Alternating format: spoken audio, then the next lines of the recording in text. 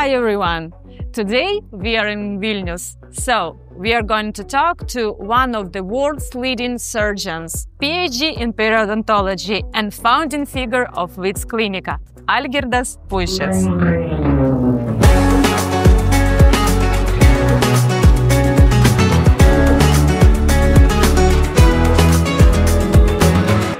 Hello Algirdas. Hello. So nice to see you. Hello. Happy Welcome. to be here. Thank you.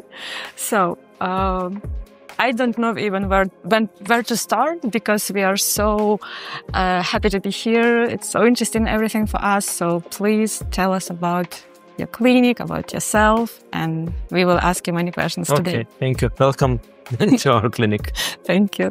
Tell us, please, what inspired you to become a dentist? What was the start of your journey in this area? It was a long story. Generally, I was just a 10 years old boy and was afraid so much of dentists. And my father knew one very nice guy, and he brought me to him just to treat my teeth. And I said, wow, this was so painless, very fast, everything excited, and I thought, it's still a very good profession. Wow. And later somehow I just decided, I want to be a medic and to study medicine. Not exactly what, maybe neurosurgery or some other general medicine. But then finally I just decided I will be a dentist. And why? Because I really hated night shifts. So that's why I just decided to be dentist, a doctor, but without any night shifts. Such a smart decision. Yeah. Okay, now we are in the clinic. So could you tell us a few words about this, about your clinic? This is where we are now. It's my fourth clinic already.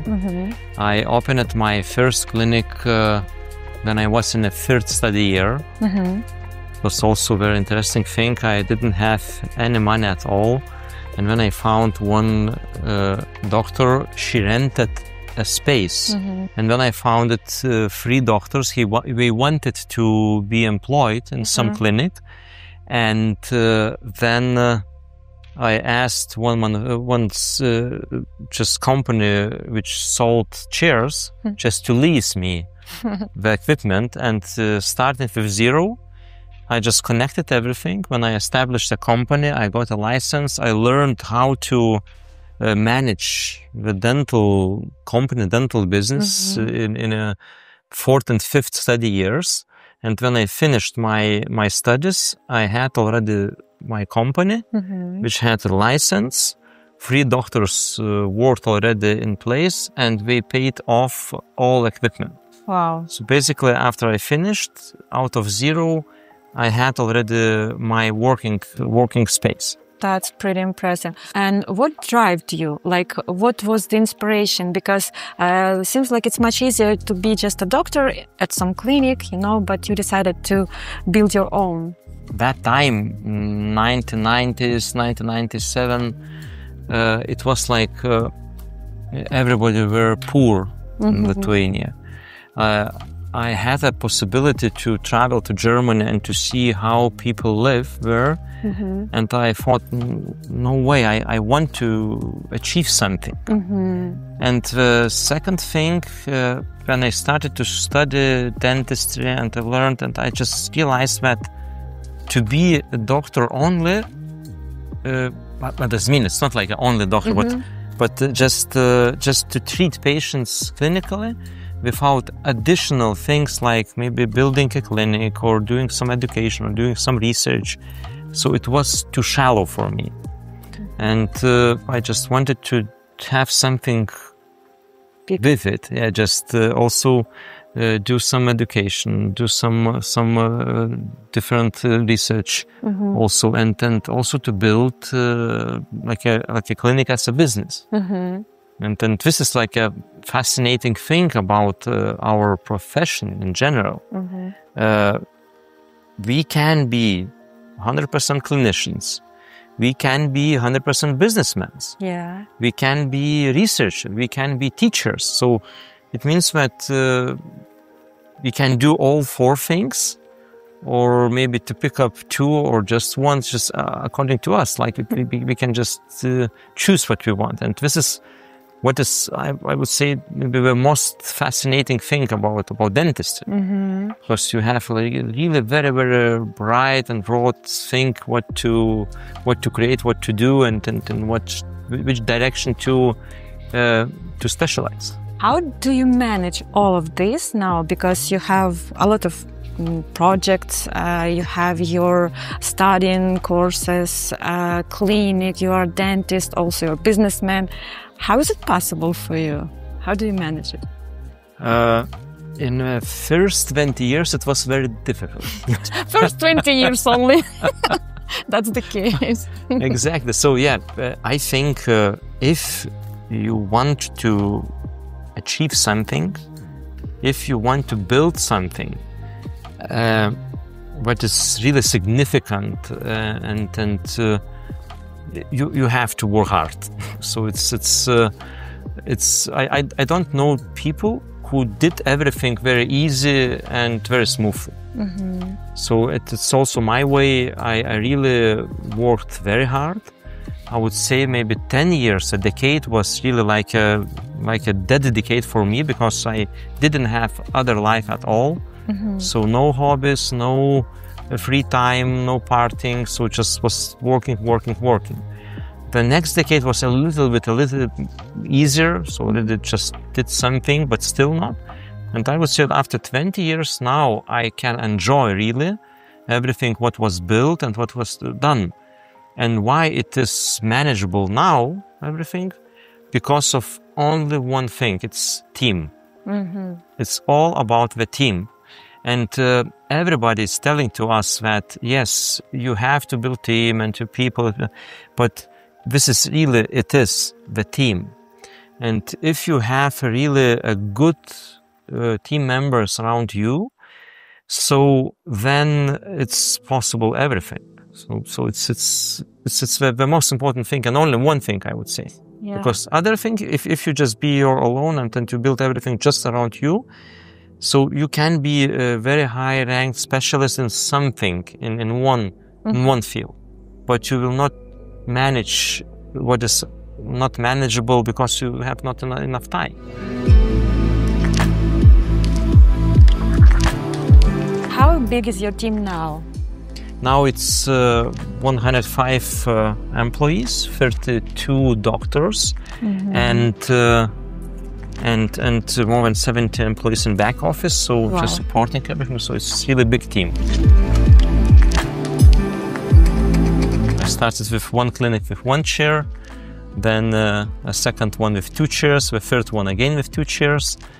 The fourth clinic was with 6 chairs in the beginning, then 8, then 11, and 2020, and 5 years ago we moved to this building with 13 chairs, and then 1.5 years ago we expanded to 20. Wow, that's really So it's no, it's not a fourth, it's a 5th clinic what I built. 5th. Wow, 5th clinic, yeah. that is pretty impressive. For sure, there is a difference between running clinic with 1 cabinet and with 20. Maybe you could share your own insights about that. We are joking that if you have 3 chairs or you have 20 chairs, usually you have the same headache. So it's all the time just everything. But if you're working alone or maybe with 2 colleagues, so it will be easier. But starting 3 chairs and more, so it's already a lot of headache. So it's difficult to manage, and this is difficult business in general. We cannot say that it's easy to do and it's very, very fast growing thing what you just open and you will succeed. So usually behind the success story you have a lot of difficulties what you needed to manage. And yes, of course, having more people, more back office, and especially a lot of girls in a team. And why did you emphasize on that?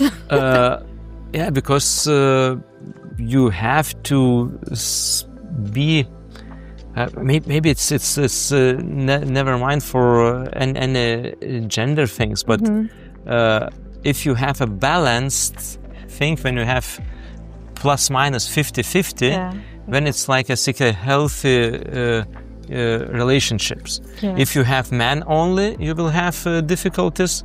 If you have majority of girls, you have another difficulties what to manage. So that's why you need to deal with it, right? And you have to learn how to deal with it. And but again, so everything is doable. And what else? Just talking about the management. It's again. I have very, very powerful and strong support here of our office managers. So we are doing a great job. So and really, 5 years ago already, I stopped to just do any daily things and just stop to take care about any daily things.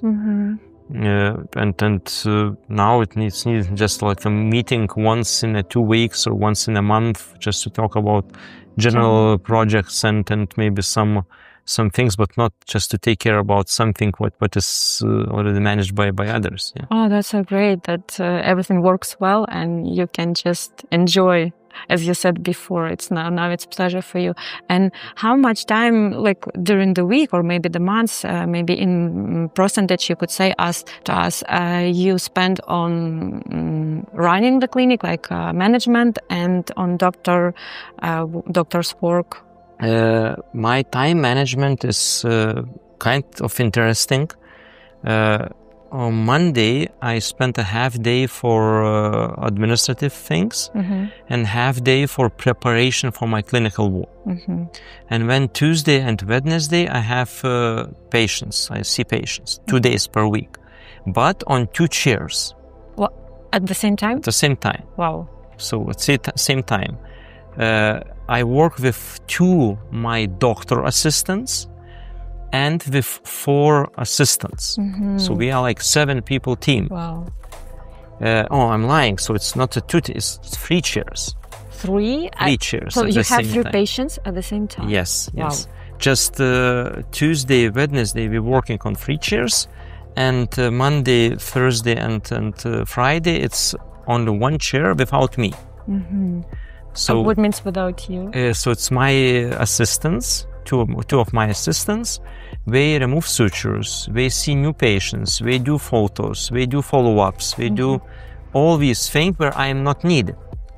And I just spent 1 hour on Monday, just checking up what we did in the last week. We just go in 1 hour, just everything what is going around on. And maybe we have to just adjust something. Of course, when something happens, when some complication or some like patient, of course, they just call me immediately. And usually I try to manage everything to show up as soon as possible, or just other my colleague will help me immediately, just not to postpone it. So that's why this is like, and it's enough for me to work 2 days and to do the same amount of procedures like I used to do it in a week. I'm still processing this information. I just can't imagine how is it possible. and because when you calculate, for example, if I do dental implant surgery mainly, for starting you need to do anesthesia and you need to cover, to clean everything. Maybe to have some small talk before operation with patient. So it will be done everything by my doctor assistant. So you already can just save 15-20 minutes. If it was done in other room like this, in these 15 minutes I can place an implant already. And I finish in that part, and when my doctor assistant, she just prescribes medicine, also just informs patient about what to do after surgery, and everything is slowly just quitting the operation. I go to another room and I can operate a next patient. So that's why It's like a time saving. It's demanding. It's really physical is hard. So that's why you have to train yourself and to do sport, and that's just to have a good endurance for that. Because it's a pressure, psychological and physical as well. But yeah, just we did it, and I enjoyed it very much. So and when Thursday, Friday, it is for research, for preparation for lectures, and when lecturing, some courses or some conferences, some traveling and other activities. Oh, you have a pretty hectic time management, as I can see. And I'm still want to ask you, how did you came to this idea to work with 3 patients at the same time? I visited many clinics in Germany after my studies, and I saw how these doctors are working in 3, 4, 5, and one doctor was on 6 chairs simultaneously. And mainly they did like simple surgery usually. Some implant placement it was also. So that's why I was like also thinking about this idea, and somehow everybody, when I just started to talk about this, everybody told me, no, it's not possible. Our patients, we want to be treated by you. They come to you, and we want to have like, and somehow we started when just think about, okay, what can we do? How can we do this? And yeah, honestly, I have to say it's just in our head, everything, because after you introduce your working rules or your rules of your management, and then how do you manage everything in your clinic, so patients accept it, and sometimes yes, I receive an answer, when do I see a Dr. Algirdas? But usually it's not a problem at all. And then it was also some curious situations, because my assistant, she just saw patient for first time as a first consultation to collect all data, like photos, CBCT, intraoral scanning, etc. And she had such a good communication with patient, and she said, okay, we can just now make an appointment for you to see Dr. Algirdas for treatment planning, or we can just do a straightforward an operation. And the patient agreed to, okay, so I understand I need 2 implants placed here, so it's no problem. Let's go for it. And then before she came, after she came to operation, she agreed to do it in sedation. After sedation, patients usually do not remember what was 5 or 10 minutes before surgery. Really? So I came before surgery to say hello. I just said hello, but she didn't remember it. And when suture removing was again by assistant, etc. So all treatment was done, so seeing me. And then after some while, she came for other side implants. And she got also other side implants. Again, she didn't see me. And when she came for suture removal, so okay, Algirdas is like a Santa Claus. Everybody talks about him, but nobody saw him.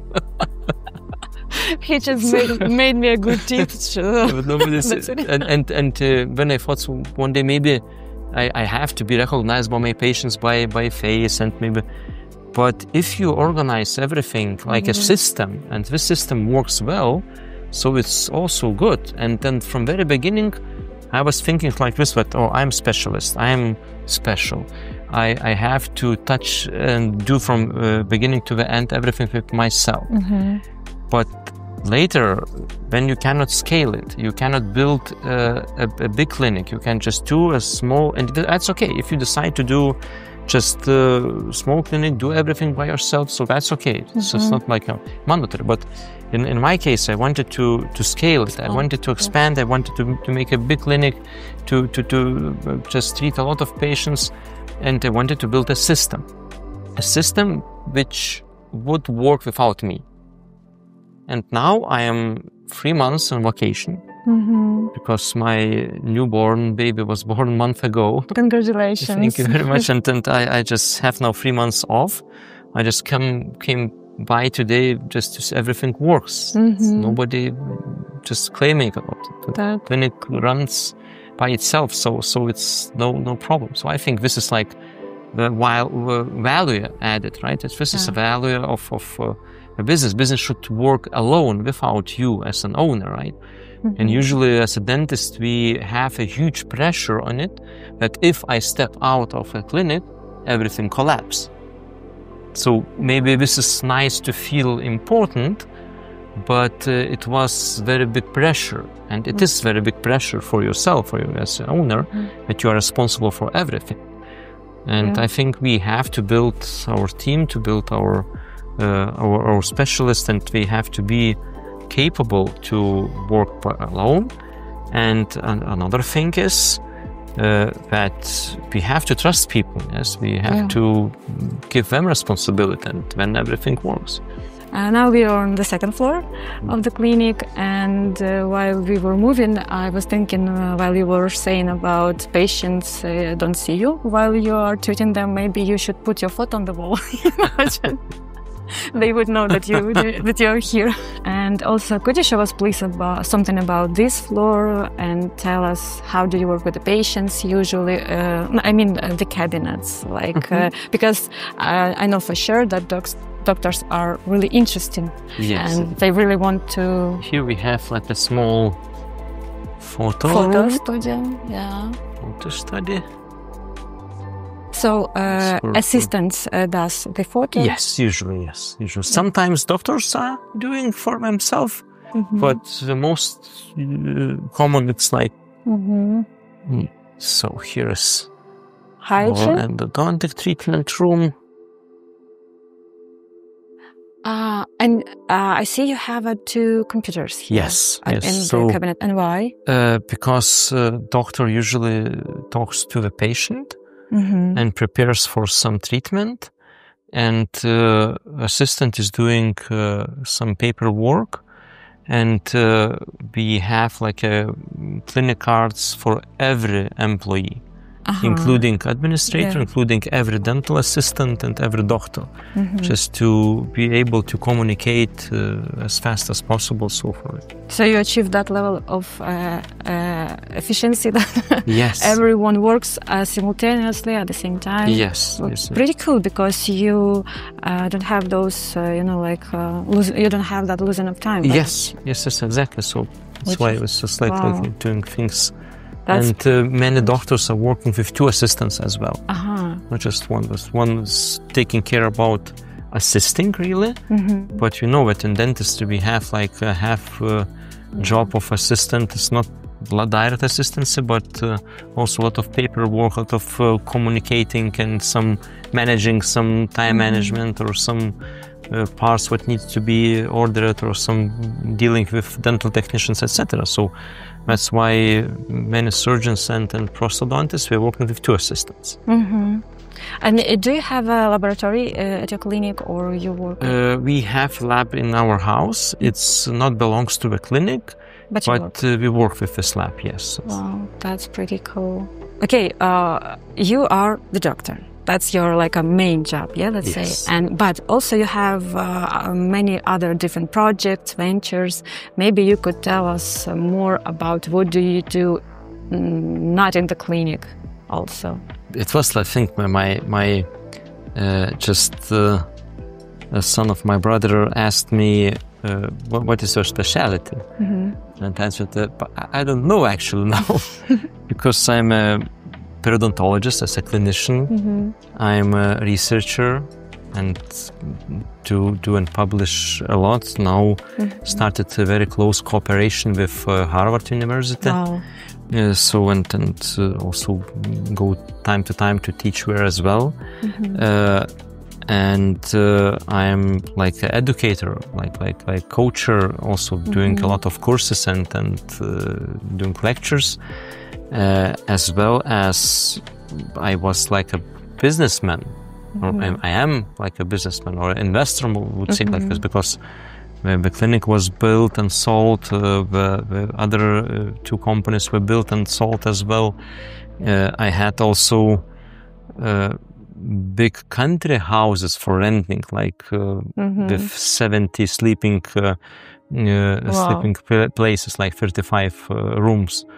And sold this as well last year.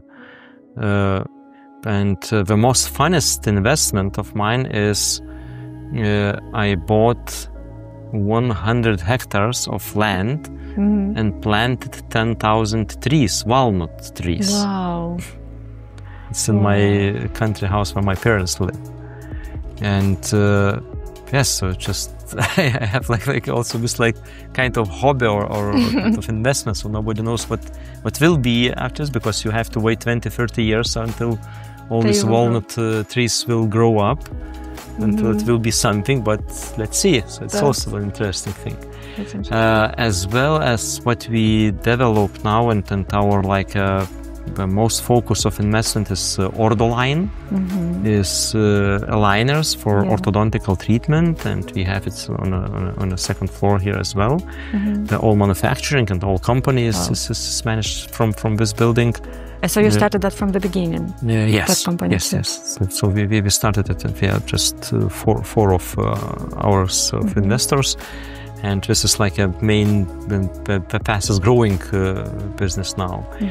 Then also with several biotechnologists and from Kaunas, Lithuanian Health Medical University, Ministry of Health Science, with pharmaceutical faculty, we developed also some special space for periodontitis and periimplantitis treatment. And now we're negotiating with Taiwanese company. They have like a patented hydrogel, which is fluid, but in a 37 degree it becomes like a gel, and is completely resorbable. So we want to place metronidazole in this. Another product will be cannabidiol, some special polyphenols from cannabis, like very high antioxidant power having substitute materials. Also hyaluronic acid, and maybe another product with iodine. And when we can put it in a pocket, it hardens, and when it dissolves very slowly, just relieving with working materials just around to disinfect the pocket and help for periimplantitis and periodontitis treatment. Wow, that's interesting. So this is also something what we're working on and developing as a material. Many doctors are wondering, like clinic owners also, because it seems like you have a kind of talent to build some ventures and then sell them successfully. And that means that you know how to build the efficient structure, like business structure. And as I know, in this area, in dentistry, your case is, I know, like one of the most successful. Yes, thank you. And maybe you have some insights about that. Maybe you could share or give some advices to those who want to follow that path. Yes, it's difficult to give perhaps the one advice, what to do, how to do, and etc. But if I have to do it in a 1 minute, so I would say that I never planned to sell anything successfully. So I built it as I own it forever. I tried to invite and encourage my team members, also motivate them. I took care about my people, and I take care about my people. Even I sold my companies, right? I still take care about them. And I just thought all the time that I built it for myself. Maybe it can be a very simple example to be drawn. Then it's easy to sell a flat or a house. If you build it for yourself and to put it a lot of your energy, you thought about all things, you invested in good materials, so it's everything like looks nice, usually it will be sold very easy. And the buyer will see this value, right? If you build it for sale, the buyer will see that it's something of kind of fake, right? And I think when we come to some businesses, some venture capital, or some creating for something, it's even more sensitive. Yeah. It's even more sensitive. So if you build something what you want to just to sell, you know, when it usually doesn't work, and if it works, it feels that it's not honest. So that's why I think if you want to build a successful business, you have to think that I'm building it for myself, for my family, just forever, right? And when you have this mindset, it means that I have to take care about my quality, about my name, about what others will say about us as a company. I have to take care about how my team members are feeling, and everything. Just everything is matters. Oh, that's okay. May I ask then another question? If you build a business, a clinic for your own, like forever, how did you decide to sell it? If you created that like for you yourself? I received this question from many colleagues and friends. So how do you feel? It's not a pity, and yeah. Yes, it is. However, I think about the company now in the way like grow child. So when you reach the age 18, it's a teenager, and now it becomes like a real already just independent person. So it's also like with a company. And in certain time, you can stay as a family company forever, yes.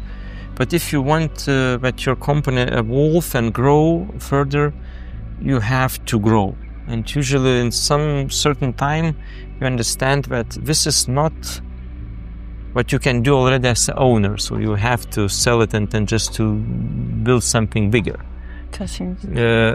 That's why it is, and it was like a kind of pity, because it's really like my child, right? However, perhaps the three things was like a decision, what helped me to take a decision. The very first thing, it was of course the war and this geopolitical situation, what started in your country, what happened also, and where we feel also somewhat afraid of it. And when I saw that all my investments are in the same area, same place, in a clinic in Lithuania. And the second thing, as I said already, yes, everything was already managed by myself as much as I could, and now I see that, okay, either we stay like it is and just try to manage it in this size, or I just sell it to a bigger company, and we just managed already to do and grow even something bigger. So you saw like another horizon. Yes, yes. And the third thing was also the money what we offered. For me, it was also really very high value for it. I said, okay, maybe it's my chance now to have a little bit more time for myself and a little bit less worries about everything. Because again, I'm coming back. If you have 3 years or more, I'm not talking about 20, you have a lot of things what to manage, to think about and to do. And yes, maybe after some time, after 20 years, I started to think about that I want to be work a little bit easier and not so much, and just to have a little bit less worries about everything. So you decided to work less, but then you think, okay, then maybe I can work with 3 patients at the same time. No, I'm still in shock. But it was like in the same time. Yeah. But now, for example, what I'm doing now, I'm reducing the hours what I'm working. I'm still working on the 2 chairs, still on the same tempo, but less hours already. So even having more time for myself. Yes. Yeah. And by the way, you mentioned that now you have more time for yourself, for family, for your hobbies, and what they are. What do you do outside of the clinic, of your duties, maybe? My main thing where I really enjoy sport, and I'm doing a lot of sport. I'm biathlon, so it's shooting and skiing. Yeah. So, and this is what I enjoy so much, and try to train as semi-professional and participate in some competition as well as a fun, of course. Just not giving. So if at work I try to be very professional and achieve some goals, and it's a job, it's a work for me.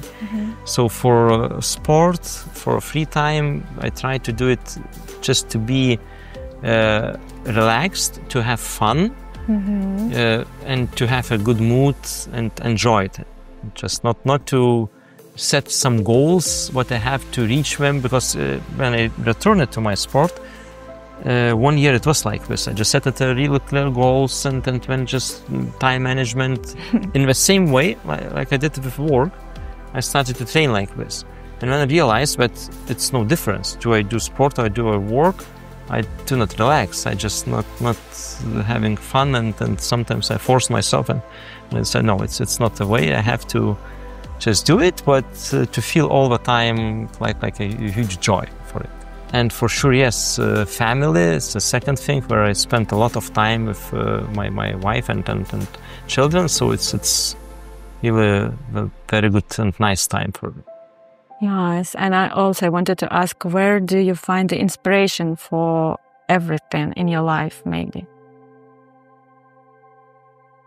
Meeting interesting people, as well as traveling around and meeting interesting people. It's a circle. Yes, because if you travel, you just meet people, you see different cultures, you see different areas, the same but different. How do we approach to the same question? How do we think? What is the work and life balance, or just general everything? And when you bring home new ideas, new thinking, and just by talking with your good friends around, also you get a lot of inspiration. So reading some good book sometimes. And by the way, what is life-work balance for you? Everyone talks about that, but what is that? Life-work balance for me is not spending the same time for everything. Because then you have to reduce your work to 2 hours maximum in a day, right? If you want to spend the same amount of time. But I read it in one book. It calls High Performance Habits by Burkhard. And his idea, I liked it very much, was like, you have to think about what you will do and incorporate the time for sport, time for your family, time for your wife, time for your friends, relatives, etc. And not in the same amount, but in a very good quality. So it means that if you in your first part of your life, so the low 40s, so perhaps as a dentist you have to work at least 8 hours, maybe 10. I mean, including all emails and preparation, etc., but 10 hours. But then no more. And the rest, like 3-4 hours, you have to spend in very qualitative time, like have a 1 hour sport, and then maybe 1 hour with your kids, and one hour being with your wife. But this 1 hour should be without a phone, it should be without TV, it should be like very, very qualitative time.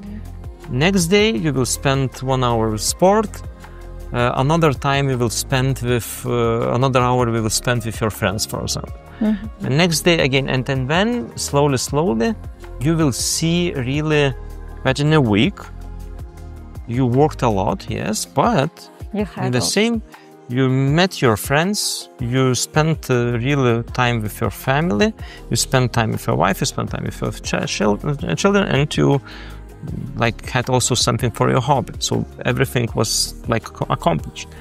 And after 40s, yes, I think when we have to reduce a little bit our working time and increasing other activities in general. So this is what how I do understand this today. Maybe it will change in some way. Oh, by the way, maybe have you thought about your life in 5-10 years, how it will be? Yes, absolutely. I think for next decade, it will be exactly what I mentioned now. So I will reduce my working time, but still keep going with my clinical work, with my research, with education, just not in the same amount what I did before. When I just used to work clinical a lot traveling to lecture, a lot giving courses and etc. And just minimum of time was spending for my sport, for family, for my other activities. So now I think that it will be like perhaps 50 of productive time will be for work. So I calculate approximately like 6 hours a day, including everything. And everything rest should be divided accordingly also for something else, and maybe just exploring something new as well. Because as a human beings, we have to do something, but this will be first time. To learn something new, we have to think about then the last time we did something for first time. Maybe to try some new sport or try something new, or read something, or learn something, or to go to study something. And if you go back and look at your personal or maybe professional life, is there anything you would change if you could? Yes. For these 20 years, I would skip 1 hour of work and add it for something productive time for something else. Just 1 hour. So easy. Definitely it wouldn't change anything, because as I remember, I just was nervous about many things, and I tried to solve them being very tired. And being very tight, your productivity drops dramatically. And sometimes in the evening, working 3 hours, you can do it in the early morning in 1 hour easy. So that's why maybe this was, I just understood after 15-20 years that I spent too much time without managing and doing this in a productive way. This is what I would change. It sounds like a good advice to everybody. Absolutely. So, and also interesting question about the Klinika. VIC Klinika is well known in Europe, but not only in Europe. And could you tell us the story behind that clinic? I met very famous and the best orthodontic surgery in the world, Simonas Grybauskas. And then said to him, I have like a thing what I want to build, just Vilnius Implantology Center. Just told him about this idea. The idea was just to build a Vilnius Implantology Center because I saw something similar in Copenhagen. They used to work with referrals with doctors from outside and just specialize on dental implantology only. And then Simonas was very well known with Professor Tomas Linkevičius, and invited him to also join our team to be responsible for research. So how I just from very beginning got very big support from Thomas from research part, from Simonas from surgical part. Became like a periodontist and implantologist because of Simonas, and Thomas just involved me into the research. And when we started to build around us really big team and very good colleagues, very skilled ones and very motivated ones, and then slowly we became like out of 3 guys like now it's 32 doctors and 20 chairs in general. Yeah. Of course, Simonas left and he opened his clinic for orthodontic center, and Thomas has also his clinic, and other few doctors they left and they opened their clinics as well, and very successful ones, and we have really very good relationships, and so just everything was still in a place. So it was like a story from the beginning. And yes, we did small education like lectures just to tell about dental implants for our colleagues, and we started to send patients for us just to make a surgery. So it was like, oh, that's like beginning of study clubs. No, just like like we didn't expect it, but just wanted to inform about something. And yeah, then we got like a lot of referrals. And in the beginning, I used to work with 150 prosthodontists. 150 prosthodontists who were sending us patients from all around Lithuania from the beginning. Wow. I believe many doctors, at least I know for sure some of them, that they're interested. How many implants do you place during the year, let's say? So the first implant I placed in 2001, and then until 2005, until we opened Vilnius Implantology Center, and later it became VIC Klinika, because we have all specialists here. It was like until 2005, like a learning curve.